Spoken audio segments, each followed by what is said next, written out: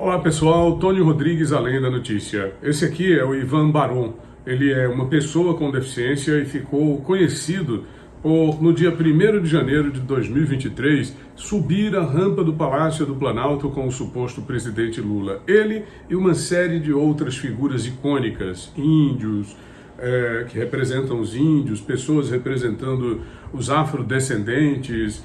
E, lógico, essa é a imagem que o Lula quer passar, ou quis passar, de que representa um governo, um suposto governo, que prima e respeita a diversidade. Mas a própria situação que é vivenciada hoje indica completamente o contrário. O Ivan Baron, ele veio a público através de um vídeo produzido e divulgado nas suas redes sociais, onde critica o projeto de lei do governo federal que trata sobre o ajuste fiscal, o pacote de medidas fiscais que, segundo ele, representa um retrocesso para a pessoa com deficiência. Promove alterações no BPC, o benefício de prestação continuada, e agride frontalmente o direito que essas pessoas têm de realmente receber esses benefícios. Vamos assistir ao que diz o Ivan Baron. Logicamente, mais uma pessoa frustrada, decepcionada com as atitudes do governo Lula, com tudo aquilo que ele vem fazendo, que é muito diferente daquilo que ele diz representar na prática, mas que muitos, infelizmente, já tinham conhecimento por conta de suas ações em governos anteriores. Pessoas com deficiência podem sofrer um grande retrocesso nos próximos dias e a gente precisa falar sobre isso. O atual governo federal anunciou um pacote de medidas fiscais para reduzir gastos e nele está incluído alterações no BPC, o benefício de prestação continuada, direito recebido por milhares de pessoas com deficiência e vulnerabilidade econômica. A primeira delas é impor o cadastro biométrico para ter acesso ao direito e a atualização a cada 24 meses. Tá, mas qual a necessidade disso? Só vai servir como uma barreira ainda mais para burocratizar, e outra coisa, deficiência é algo permanente. Ninguém vai deixar de ter a cada 2 anos. E sem falar que o plano de medidas fiscais reconhece pessoas com deficiência apenas como aquelas que têm incapacidade para uma vida independente e para o trabalho. Sim, essa foi a expressão usada no documento oficial apresentado pelo governo, o auge do capacitismo. Mas não para por aí. Outra alteração bastante cruel foi a mudança do cálculo para ter acesso ao BPC. Incluíram outras rendas sociais na somatória da renda familiar, ou seja, para as pessoas serem beneficiadas ou continuarem tendo direito, elas precisam praticamente estar em situações de miséria, porque nem elas ou as pessoas da sua família poderão trabalhar, e isso fere a dignidade. Pessoas com deficiência não devem pagar a conta disso tudo, não ao PL 4614.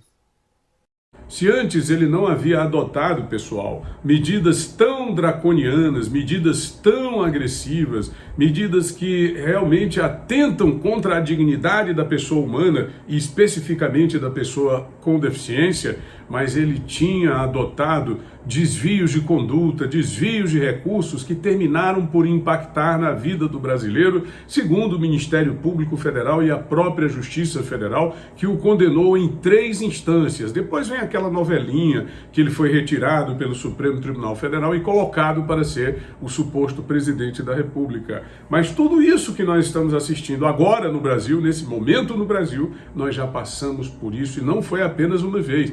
Nós passamos nos 2 governos primeiros de Lula, depois passamos nos 2 governos da Dilma, tanto que quando chegou a quase 14 milhões de pessoas desempregadas, a cerca de 600 mil empresas que fecharam suas portas ou foram embora do Brasil porque não aguentavam mais ser saqueados pelos governos da esquerda, aí a Dilma sofreu o impeachment e foi retirada. Não bastasse isso, Lula é trazido de volta para novamente provocar danos ao sistema, novamente provocar danos à população brasileira. E a prova disso é que nem os lacradores da Globo News, da Rede Globo de televisão, estão mais suportando o desastroso suposto governo de Lula atualmente. O jornalista Sérgio Camarote, que antes era muito respeitado por suas falas, por seus comentários, que eram críticos, que eram isentos, mas que de repente se transformou, não mais que de repente, num lacrador lulista. Ele criticou realmente a conduta do presidente, não apenas uma fala do Lula, mas várias falas, mas a conduta dele na gestão do governo federal, de criar ruídos com o Banco Central, através de falas descoordenadas que impactam diretamente sobre a economia e que promovem a alta do dólar e a queda da Bolsa de Valores. Segundo ele, é muito grave. A primeira fala de Lula contra o Banco Central, contra a autonomia do BC, fez com que o dólar saltasse, na época, há mais ou menos um ano, de R$ 4,80 para R$ 4,90. Segundo o jornalista Sérgio Camarote, lacrador de plantão da Globo News, Lula agride a autonomia do Banco Central quando todos sabem que a autonomia é ganho. Vamos ouvir. Vou abrir uma divergência aqui. Adoro. Vamos lá. O dólar estava 4,80 um ano. Sim. Sim. Você teve o presidente criando ruído político. Ele colaborou, ele foi o principal vetor da questão do dólar. Não foi exterior, não foi problema externo. Foi uma fala descoordenada, um ruído político promovido por ninguém menos que o presidente da República. Você fala da questão dos 5 mil. Não. A gente está falando lá de trás. Eu estou falando há um ano, Dani. A mudança da meta. O que eu acho que é muito grave o que o presidente Lula fez. É de uma gravidade sem precedentes. Ele criou um ruído político. Esse dólar estava 4,80, foi para 4,90, estava ali há um ano.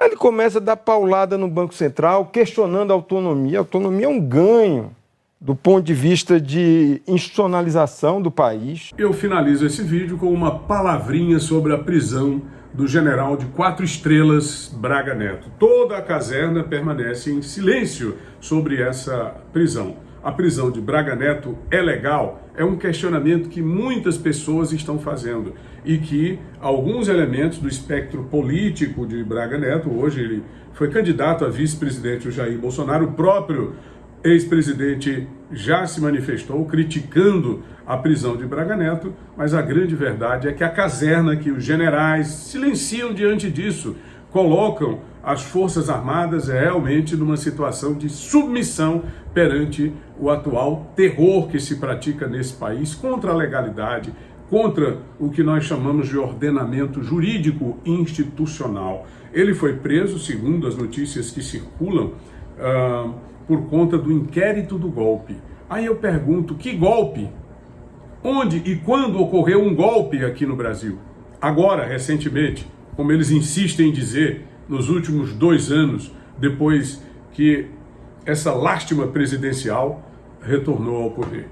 Olha, não se trata mais de discutir a legalidade no país. Eu acho que essa barreira já foi rompida há muito tempo. A discussão agora é outra, completamente diferente. Tony Rodrigues, Além da Notícia.